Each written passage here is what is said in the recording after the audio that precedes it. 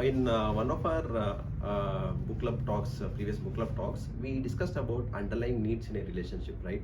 So, I mean, like when it comes to a relationship, why the husband behaves the way he behaves, or why the wife behaves or reacts the way she reacts. So, what is visible to our eyes is the effect, but there is something as underlying cause for everything, right?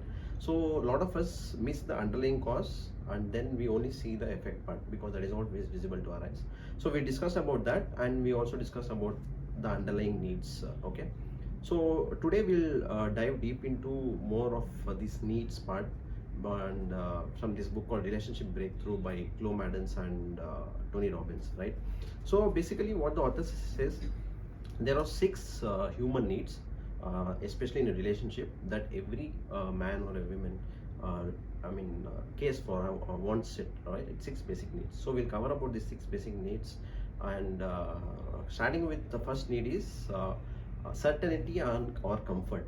Okay, so what happens is, like, every one of us, we want to feel comfortable, we want to feel safe, we want to feel secure in an environment.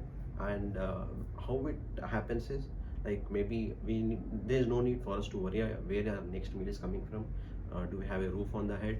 Okay, so I should not worry, like, okay, my neighbor is going to attack me tomorrow, not like that. Okay, if there is any medical emergency, maybe we are taken care of. So all these things are basic comfort which any relationship may it be it a husband or a wife aspires for, right? So for some people it can be like, it again varies from person to person, the level of comfort.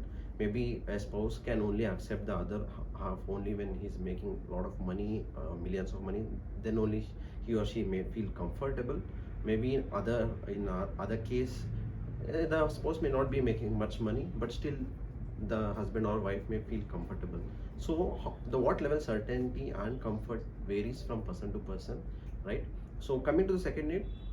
Yeah, so certainty is comfort, so you know you're secured, but you don't want to stay in the same place, like what Vishnu was saying. You want to paint your canvas with different colors, right? So the second one is uncertainty or variety. And we already have enough jobs, 8 hours to 10 hours, that we are doing the same thing on a daily basis, at least pretty much. So if we have to take something out of our comfort zone, we need to take up a challenge that will keep us positive like probably say play an excessive sport. Like I see they are playing sports, badminton very almost every day in a week. And or probably in my case, I love traveling, so we take a trip every 6 months once. That is outside of being our comfort zone. And the challenge that we take, you need, the change that you need, or the challenge that you take has to be more positive than, there are a few people who seek pressure or tension or something that is very negative. So instead of taking that, the variety of need that you need has to be positive. That will keep you out of normal routine life. So that is the second need. So coming to the third need, it's about significance, right? So if you see, if you have kids at home or babies, children, they always crave for your attention, right?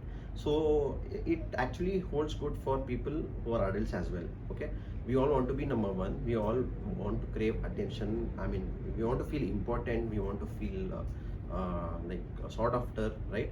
So this significant part, again, if we are not, if we don't feel that, as I told you, we all feel significant, and again it varies from person to person what level of significance he or she may aspire for, right? Like for an example, a man is providing for his family. Okay, so he might feel significant with just this part. On the other hand, a man may feel significant if he acquires a lot of money. Okay, he makes a lot of wealth. On the other hand, a person can feel significant when he provides something to the society, or he gives back something to the humanity where he's coming from, right? So again, the significance part varies from person to person. This is about the third need. Yeah, the fourth need is love or connection. How many of us want to be hated here? Anybody? We all want to be loved, right? Of course, but we cannot be loved by everybody. At least you can be loved by your family, your friends, your relatives, your spouse, most importantly.